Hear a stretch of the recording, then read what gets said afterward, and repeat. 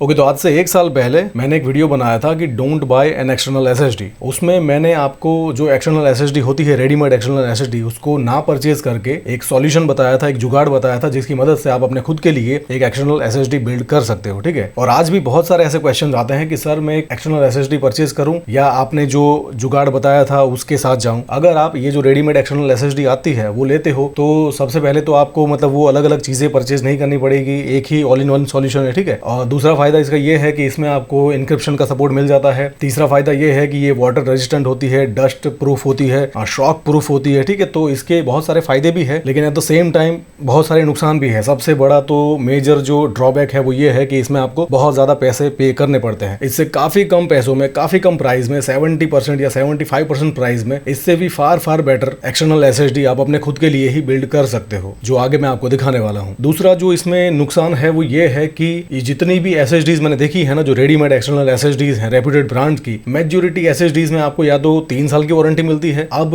ये जो technical specification है वहां पे कहीं भी क्लियरली मेंशन नहीं होता, लेकिन मैं जनरली अपने एक्सपीरियंस से बता रहा हूं कि जहां पे आपको 3 साल की वारंटी मिलेगी ना उसमें, और वो एसएसडी सस्ती भी होगी, तो उसमें मेजॉरिटी चांसेस हैं कि उसमें आपको QLC NAND फ्लैश मेमोरी का सपोर्ट मिलेगा, जो कि अच्छी बात नहीं है। जहां पे हम डेटा की बात कर रहे हैं, डेटा को स्टोर करने की बात कर रहे हैं, डेटा ट्रांसफर की बात कर रहे हैं, डेटा वहां पे अगर ये एक्सटर्नल एसएसडी आप परचेज कर रहे हो तो जाहिर सी बात है कि आप इस पे डेटा राइट करोगे, फिर उसको कहीं और ट्रांसफर करोगे, उसके बाद उसको वॉश करोगे, मतलब डिलीट करोगे, उसके बाद नया डेटा राइट करोगे, ट्रांसफर करोगे, तो ये जो प्रोसेस है वो थाउजेंड्स ऑफ टाइम रिपीट होगा। ठीक है, तो वहां पे आपको ऐसी ही एसएसडी चाहिए जिसका जो लाइफ स्पेन है या इंड्योरेंस है या डेटा राइटिंग कैपेसिटी है वो बहुत ज्यादा हो। अगर वो QLC NAND फ्लैश मेमोरी वाली एसएसडी होगी तो बहुत ही जल्द खराब हो जाएगी। ठीक है, तो ओवरऑल वो नुकसान है। तो जैसे मैंने कहा, मैंने जितनी भी एसएसडी देखी, मेजॉरिटी एसएसडी में आपको 3 साल की वारंटी मिलती है, जो कि आपको 7-8 हजार के आसपास मिल जाएगी। जिसमें आपको 5 साल की वारंटी मिलती है वो एसएसडी 10,000 के आसपास या उससे भी ज्यादा होती है। ठीक है, तो जिसमें 5 साल की वारंटी मिलती है उसमें तो हो सकता है TLC NAND फ्लैश मेमोरी का यूज किया गया हो, उसकी लाइफ भी अच्छी होगी, लेकिन वहां पे आपको बहुत ज्यादा पैसे पे करने पड़ेंगे। ठीक है, प्लस आपको पता भी नहीं है, जैसे मैंने कहा कि इसके प्रोडक्ट पेज पे जाके आप टेक्निकल स्पेसिफिकेशन में पढ़ोगे तो कहीं पे भी ये क्लियरली मेंशन नहीं होता है कि इस एसएसडी में आपको TLC का सपोर्ट मिलेगा या QLC का सपोर्ट मिलेगा। तो ये इस एसएसडी का, रेडीमेड जो एक्सटर्नल एसएसडी आती है, उसका एक बहुत बड़ा ड्रॉबैक है। और उसके बाद एक और पॉइंट मैं मेंशन करना चाहूंगा, शायद ये पॉइंट मैंने पिछले वाले वीडियो में नहीं मेंशन किया था। अगर आप ये रेडीमेड एक्सटर्नल एसएसडी परचेज करते हो तो इसको आप सिर्फ एक्सटर्नली यूज कर सकते हो, USB पे लगा सकते हो। ठीक है, अगर आपका बाय एनी चांस मन करता है कि इस ड्राइव को आपको इंटरनली सिस्टम में कनेक्ट करना है मदरबोर्ड पे, तो नहीं कर सकते, वो ऑप्शन आपके पास से चला जाता है। लेकिन वहीं पे ही आप अगर एक्सटर्नल एसएसडी खुद बिल्ड करते हो, दूसरा जो सॉल्यूशन है, जो जुगाड़ है हमारा, उसमें उस ड्राइव को आप अगर एक्सटर्नली यूज करना चाहो तो एक्सटर्नली भी कर सकते हो। उस ड्राइव को बाय एनी चांस आपका मन है कि आपको उसे बूट ड्राइव बनाना है या इंटरनली कनेक्ट करना है, सेकेंडरी ड्राइव बनाना है, डेटा ड्राइव बनाना है, तो वो चीज भी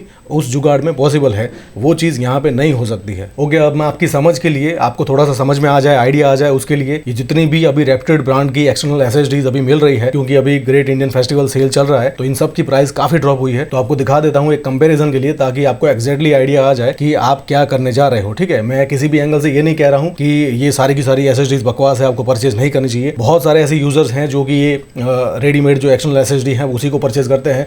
उनको ऐसा पसंद नहीं है कि अलग अलग चीजें लेके कंबाइन करना, जुगाड़ में बिलीव नहीं करते हैं। बहुत सारे ऐसे यूजर्स हैं जो कि इन झमेलों में अलग अलग चीज़ों को परचेज करना, फिर कंबाइन करना, जो DIY चीज़ें हैं उसमें नहीं फंसना चाहते, तो वो सीधा पैसे दे के ये परचेज कर लेते हैं, जो कि गलत बात नहीं है। लेकिन मेरे हिसाब से अगर आप मुझसे पूछें, अगर मैं अभी खुद अपने लिए एक एक्सटर्नल एसएसडी परचेज करने की सोचता तो मैं ये एसएसडीज परचेज नहीं करता। मैं अलग अलग चीज़ें लेके, जैसे मैंने कहा, कंबाइन करके अपने खुद के लिए एक एक्सटर्नल एसएसडी बनाता। तो ये देखो, क्रूशल की X9 Pro अभी 9000 में मिल रही है। ये है WD की माई पासपोर्ट 1 TB की, अभी आपको 8800 में मिल जाएगी। ये है सैमसंग की T9 जो कि 2000 मेगाबाइट की स्पीड आपको प्रोवाइड करेगी, अभी आपको 11,500 में मिल जाएगी। ये है क्रूशल की X9 non pro version 1 TB 7000 में मिल जाएगी। ये है WD की एलिमेंट 1 TB जो आपको 7200 में मिल जाएगी। ये है किंगस्टन की XS 1000 1 TB जो अभी आपको 7600 में मिल जाएगी। ये है सैंडिस्क की 1 TB एक्सट्रीम प्रो जो कि 2 GB के आसपास परफॉर्म करती है, 12,500 की है, लेकिन 1500 का कूपन है तो आपको 11,000 में मिल जाएगी। ये है ट्रांसेंड की 310C। अब ये एसएसडी ड्यूअल इंटरफेस के साथ आती है, आप इसे टाइप A USB पे भी लगा सकते हो और टाइप C पे भी लगा सकते हो। ठीक है, तो आपके पास जो भी है, कंप्यूटर है, डेस्कटॉप है, लैपटॉप है, मोबाइल है, जहां कहीं भी USB अवेलेबल है, चाहे वो टाइप A है या टाइप C है, दोनों पे लगा सकते हो। 1 TB की एसएसडी अभी आपको 8,500 के आसपास मिल जाती है। ये है लिनोवो की PS8 1 TB की एसएसडी अभी आपको 7,000 में मिल जाएगी। ये है सैमसंग की T7 शील्ड 1 TB वाली अभी 8,500 में मिल जाएगी। ये है सैमसंग की T7 जो आपको 8,000 में मिल जाएगी। ये है सीगेट की वन टच जो आपको 7,000 में मिल मिल जाएगी। ये है सैनडिस्क की एक्सट्रीम पोर्टेबल 1 TB जो आपको 9000 में मिल जाएगी, लेकिन 200 रुपए का कूपन है तो आपको 8800 में मिल जाएगी। लेकिन अगर आप मेरे जैसे यूजर हो, मेरी तरह सोचते हो, तो आप इससे भी काफी कम पैसों में अपने खुद के लिए इससे भी far better external SSD build कर सकते हो, जो अभी मैं आगे आपको दिखाता हूं। ओके, तो ये जो स्क्रीन पे आपको डिवाइस दिख रहा है ना, ये है एक एक्सटर्नल SSD एनक्लोजर। इसमें आप एक अच्छी क्वालिटी की M.2 NVMe SSD लगा के उसको एक्सटर्नली USB पे कनेक्ट कर सकते हो। अब वो हो सकता है USB टाइप A हो, जो केबल इसके साथ प्रोवाइड किया गया होगा, टाइप A भी हो सकता है, टाइप C भी हो सकता है। आपके मदरबोर्ड पे, लैपटॉप पे जो भी कनेक्टिविटी ऑप्शन है उसके हिसाब से SSD को एक्सटर्नली अगर कनेक्ट करना है तो ऐसे एनक्लोजर्स का यूज किया जाता है, क्योंकि डायरेक्टली वो जो M.2 NVMe SSD होती है या जो SATA SSD होती है उसको डायरेक्टली आप USB पे कनेक्ट नहीं कर सकते। उसके लिए आपको ऐसा कोई ना कोई एडेप्टर कन्वर्टर चाहिए होगा, तो ये चीज उसी का ही काम करती है। मेजॉरिटी जो एनक्लोजर्स मैंने देखे हैं और अभी आगे वीडियो में जो आपको मैं दिखाने वाला हूं वो एल्यूमिनियम के आते हैं, तो ये एक पैसिव हीट सिंक का भी काम करते हैं, तो आपकी SSD इतनी ज़्यादा गर्म नहीं होगी।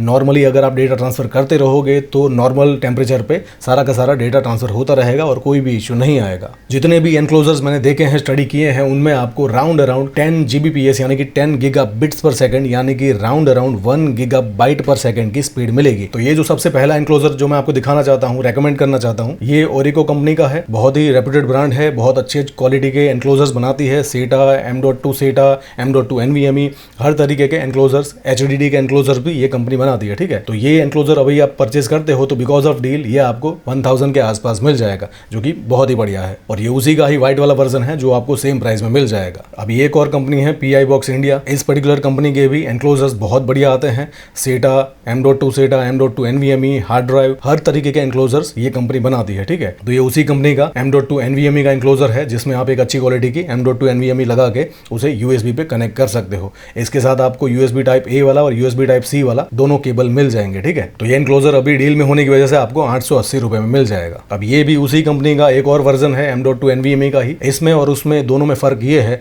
कि दोनों में कंट्रोलर अलग अलग यूज किए गए हैं। इसमें आपको रियलटेक का कंट्रोलर मिलेगा, इसमें आपको J माइक्रोन का कंट्रोलर मिलेगा। ठीक है, दोनों ही रेप्यूटेड ब्रांड्स हैं, तो ऐसा मत सोचना कि ये लूँ या ये लूँ, जो मर्जी ले लो, दोनों ही बहुत बढ़िया चलेंगे। लेकिन मैं अपने हिसाब से बताऊं तो मैं पर्सनली इसके साथ जाऊंगा। और ये उसी का ही RGB स्ट्रिप वाला वर्जन है, उसमें नॉन RGB था, उसमें मतलब कोई भी लाइटिंग नहीं मिलेगी।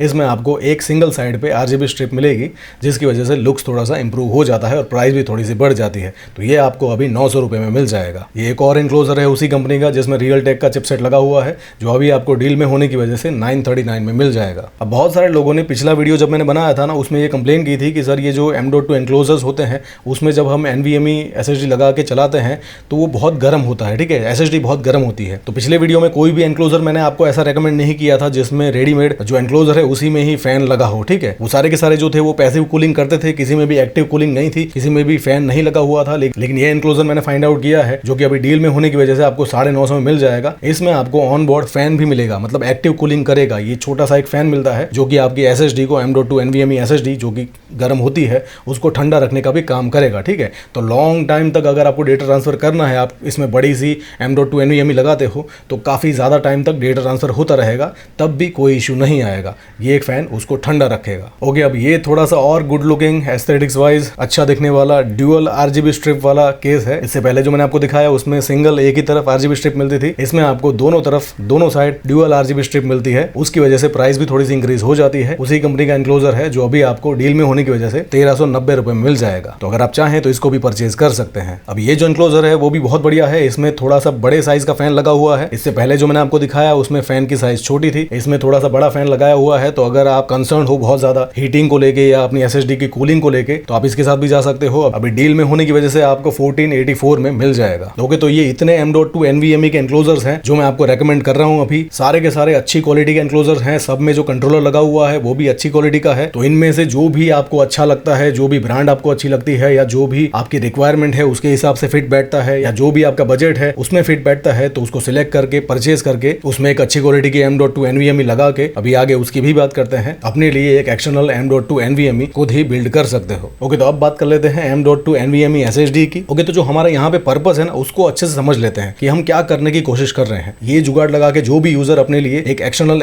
SSD बनाएगा उसका टारगेट यही होगा कि अपनी डे टू डे लाइफ में वो बहुत सारा डेटा यहाँ से वहाँ ट्रांसफर करना चाहता है, ठीक है। तो उसके लिए आपको एक ऐसी ही SSD परचेज करनी चाहिए जो कि लॉन्ग लास्टिंग हो, ठीक है। तो यहाँ पे क्लियरली जो QLC NAND फ्लैश मेमोरी वाली SSD होती है वो सीधा सीधा एलिमिनेट हो जाती है, ठीक है। अगर आपको पता नहीं है या पैसे बचाने के चक्कर में आप QLC NANड फ्लैश मेमोरी वाली SSD ले लेते हैं तो उसमें आपको जो उसका लाइफ स्पैन है वो बहुत ही कम मिलता है, उसमें आपको सिर्फ 3 साल की ही वारंटी मिलेगी। तो मैं आपको रेकमेंड करूंगा कि QLC NANड फ्लैश मेमोरी वाली SSD से दूर रहो और एक अच्छी क्वालिटी की TLC NANड फ्लैश मेमोरी वाली SSD परचेज करो जिसमें आपको एटलीस्ट 5 साल की वारंटी मिलती हो। उसके बाद बात आती है जनरेशन की कि Gen 3 वाली ले या Gen 4 वाली ले या Gen 5 वाली ले।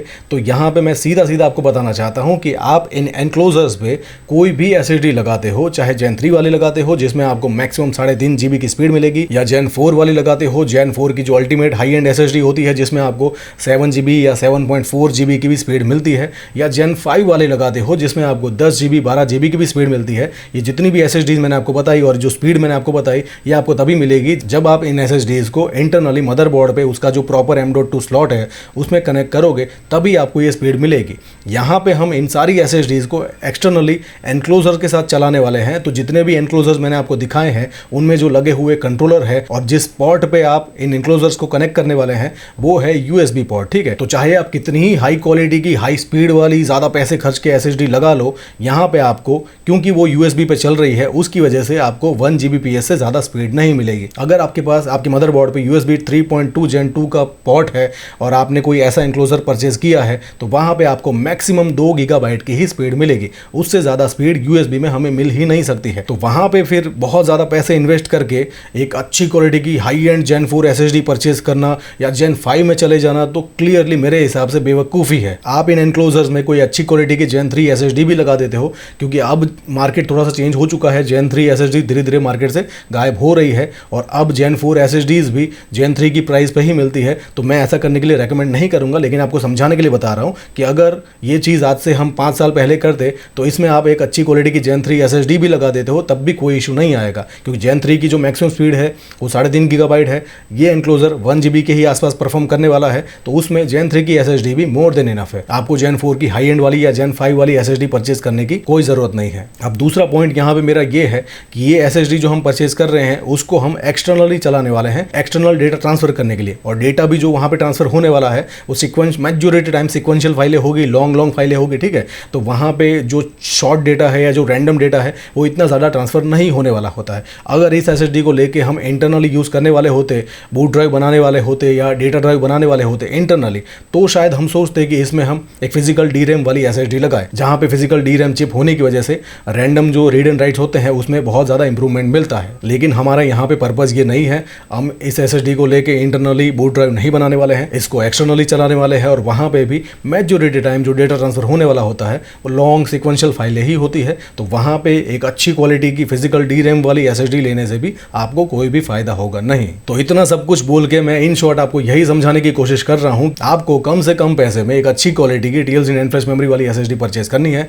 जिसमें आपको 5 साल की वारंटी मिलती है, अच्छा TBW रेटिंग मिलता है, फिजिकल DRAM चिप उसमें ना हो तो कोई फर्क नहीं पड़ेगा, उसकी स्पीड 7 GB या 10 GB या 12 GB ना हो तो भी it doesn't even matter. Okay, तो जो सबसे पहली SSD मैं आपको रेकमेंड करना चाहूंगा, मेरी नंबर 1 पिक, अभी अगर मैं अपने खुद के लिए ये एनक्लोजर परचेज करके एक्सटर्नल SSD बनाने वाला होता तो मैं इस पर्टिकुलर SSD के साथ जाता। Kioxia की SSD है, ओरिजिनल तोशिबा, उसकी 1 TB की SSD है जो कि Gen 4 वाली SSD है, Gen 4 की बजट सेगमेंट की, 5 GB के आसपास परफॉर्म करती है इंटरनली अगर आप लगाते हो Gen 4 वाले स्लॉट पे। तो अगर आप एनक्लोजर के साथ लगाओगे तो 1 GB से ज्यादा स्पीड आपको नहीं मिलेगी। TLC NAND फ्लैश मेमोरी का आपको इसमें सपोर्ट मिलेगा, DRAM फिजिकल DRAM का सपोर्ट नहीं है, HMB का यूज करती है। एक्सटर्नली अगर आप इसे लगाते हो तो वो चीज भी मैटर नहीं करती कि DRAM है या DRAM नहीं है। 1 TB की SSD में आपको 600 TB का TBW रेटिंग मिलता है और 2 TB में 1200 जो कि स्टैंडर्ड है और 5 साल की वारंटी मिलती है। और Kioxia है वो ओरिजिनल NAND मैन्युफैक्चरर है। बहुत सारी और भी कंपनियां हैं जो कि इसी Kioxia की NAND का यूज करके अपनी SSD पे लगा के असेंबल करके अपने नाम का ठप्पा लगा के बेचती है। तो मैं आपको रेकमेंड करूंगा कि कम से कम प्राइस में आपको एक अच्छी क्वालिटी की SSD चाहिए अभी 1 TB की तो वो ये SSD है। बिकॉज ऑफ डील ये SSD अभी आपको 5000 में मिल जाएगी जो कि मेरे हिसाब से बहुत ही बढ़िया है। और ये उसी का ही 2 TB वाला वर्जन है जो 10,500 में मिल जाएगी। अगर आपकी रिक्वायरमेंट 2 TB की है तो ये SSD मैं आपको अनडाउटेडली रेकमेंड कर सकता हूँ। इसमें आपको 1200 का TBW रेटिंग मिलेगा जो कि मेरे हिसाब से बहुत ही बढ़िया है। अगर आपको large data read and right करना है, फ्रीक्वेंटली डेटा राइट करना है, यहाँ से वहाँ ट्रांसफर करना है और लॉन्ग लास्टिंग SSD आप परचेज करना चाहते हो तो ये SSD मेरे हिसाब से हमारे इस पर्टिकुलर सिनारियो में नंबर 1 है। ओके, उसके बाद जो SSD मैं आपको रेकमेंड करना चाहूँगा, अगर आपको by any chance brand value की वजह से Kioxia की SSD परचेज नहीं करनी है तो आप WD के साथ जा सकते हो। हालांकि जैसे मैंने कहा WD भी Kioxia की ही NAND यूज़ करती है, ठीक है, लेकिन आपको ऐसा है कि नहीं सर वो ब्रांड का नाम मैंने सुना नहीं है, गारंटी वारंटी का कुछ डाउट्स है आपके मन में, तो आप इसके साथ भी जा सकते हो। WD हमारी रेप्यूटेड ब्रांड है, बरसों से यूज़ कर रहे हैं। उसकी SN580 1 TB अभी आपको डील में होने की वजह से 5,500 के आसपास मिल जाएगी। 4 GB के आसपास परफॉर्म करती है। इसमें भी फिजिकल DRAM नहीं है, TLC 9 फ्लैश मेमोरी है। Kioxia की 5 साल की वारंटी है। 600 टेराबाइट का TBW रेटिंग मिलता है। इस SSD को लेके भी आप एनक्लोजर के साथ चलाओगे तो आपको 1 GB के आसपास परफॉर्मेंस मिलेगा। और इसके 2 TB वाले वर्जन को परचेज करने के लिए मैं ऑलरेडी मना कर चुका हूँ। क्यों मना किया है वीडियो देख लो, समझ में आ जाएगा, यहाँ पे रिपीट नहीं करूँगा। और उसके बाद फाइनली जिस SSD को मैं आपको रेकमेंड करना चाहूँगा वो ये SSD है SN770। 5 GB के आसपास परफॉर्म करती है, फिजिकल DRAM नहीं है, TLC 9 फ्लैश मेमोरी है, Kioxia की 5 साल की वारंटी है, जो अभी आपको 6,000 में मिल जाएगी। और अगर आपको WD में ही 2 TB वाली SSD परचेज करनी है तो SN580 को परचेज मत करना। SN770 का जो 2 TB वाला वर्जन है वो अभी आपको 11,000 में मिल जाएगी, तो आप इसके साथ भी जा सकते हो। ओके, तो पिछले कुछ वीडियो पे ऐसे कमेंट्स आए थे कि सर ये Kioxia आप क्यों रेकमेंड कर रहे हो, तो मेरे भाई देख लो, बहुत ही रेप्यूटेड ब्रांड है। तोशिबा ओरिजिनल, आपने तोशिबा का नाम सुना होगा, ओरिजिनल NAND मैन्युफैक्चरर है, बहुत अच्छी क्वालिटी की NAND फ्लैश मेमोरी बनाती है और उसीलिए मैं आपको उस SSD को रेकमेंड कर रहा हूँ। तो SN580 का 1 TB का स्पेसिफिकेशन है। जैसे ही आप नीचे जाओगे NAND में, वहाँ पे क्लियरली लिखा हुआ है NAND मैन्युफैक्चरर Kioxia। तो ये हमारी जो WD है वो अपनी खुद की ही SSD पे उसी कंपनी की NAND का यूज़ करती है। और ये देख लो SN770 का पेज है, उसके स्पेसिफिकेशन में आप जाओगे नीचे तो NAND सेक्शन में जो NAND मैन्युफैक्चरर है वो भी Kioxia की ही NAND यूज़ करते हैं, ठीक है। 6,000 में 1 TB की सेम स्पेसिफिकेशन वाली SSD लेने से अच्छा है कि मैं आपको रेकमेंड करूंगा कि जो Kioxia की ये वाली SSD है जो कि अभी आपको 5,000 में मिल जाएगी, सेम स्पेसिफिकेशन है, सेम परफॉर्मेंस है, सब कुछ सेम है, NAND भी सेम है, तो आपको इसके साथ जाना चाहिए। ओके, सो आई होप कि आज के इस वीडियो में मैंने आपको जो भी बताया, जो भी समझाया, अब आपको फाइनली सब कुछ समझ में आ गया होगा। मैंने यहाँ पे सब कुछ कवर करने की कोशिश की है, हर एक पॉइंट, एनक्लोजर को लेके, SSD को लेके, उसकी स्पीड को लेके, DRAM को लेके, सब कुछ मैंने आपको समझा दिया है, ठीक है। सो आई होप कि फाइनली अब आपको समझ में आ गया होगा कि आपको किस तरफ जाना। आपको रेडीमेड SSD परचेज करनी, एक्सटर्नल SSD जो कि आपको थोड़ी सी महंगी मिलेगी, या कम पैसों में ये 5,000 की SSD ले लो, 1,000 रुपये का एनक्लोजर ले लो, 6,000 रुपये में आपकी एक अच्छी क्वालिटी की एक्सटर्नल SSD बिल्ड हो जाएगी जो कि लॉन्ग लास्टिंग होगी, ठीक है। वहीं पे ही अगर आप ये जो रेडीमेड एक्सटर्नल SSDs होती है उसको परचेज करने जाते हो तो सबसे सस्ती जो SSD मैंने देखी है वो आपको 7,000 की मिलती है और उसमें भी आपको QLC 9 फ्लैश मेमोरी का सपोर्ट मिलेगा, TLC का नहीं मिलेगा, 3 साल की वारंटी मिलेगी। अगर आप इस SSD को परचेज करते हो तो इसमें आपको 5 साल की वारंटी मिलती है। रही बात एनक्लोजर की, तो एनक्लोजर जनरली मेजॉरिटी टाइम कभी खराब नहीं होते हैं। आज से 10 साल पहले मैंने एक एनक्लोजर परचेज किया था जो आज तक कंप्लीटली रनिंग फाइन है। जनरली जो खराब होती है वो SSD खराब होती है, उसमें ही कुछ इश्यू आता है। एनक्लोजर में मेजॉरिटी टाइम इश्यू नहीं आता है और बाय एनी चांस आता है तो उसमें भी आपको 1 साल की वारंटी मिलती है और SSD पे आपको 5 साल की वारंटी मिलती है, ठीक है। ओके, तो वीडियो में मैंने जितने भी आपको एनक्लोजर्स दिखाए हैं एज वेल एज जितने भी M.2 SSDs दिखाई हैं उन सब के लिंक्स आपको वीडियो के डिस्क्रिप्शन में मिल जाएगी। और फ्यूचर में मुझे और भी अच्छी अच्छी डील्स मिलती है या अच्छे एनक्लोजर्स मिलते हैं या अच्छी NVMe SSDs मिलती है तो उनकी लिंक्स भी आपको वीडियो के डिस्क्रिप्शन में मिल जाएगी, वहाँ पे जाके आप चेक कर सकते हो। सो आई होप कि जो भी बताया, जो भी समझाया, आपको सब कुछ अच्छे से समझ में आ गया होगा। लेकिन फिर भी कोई इशू है तो पूछिए, I will definitely answer you. Thank you so much.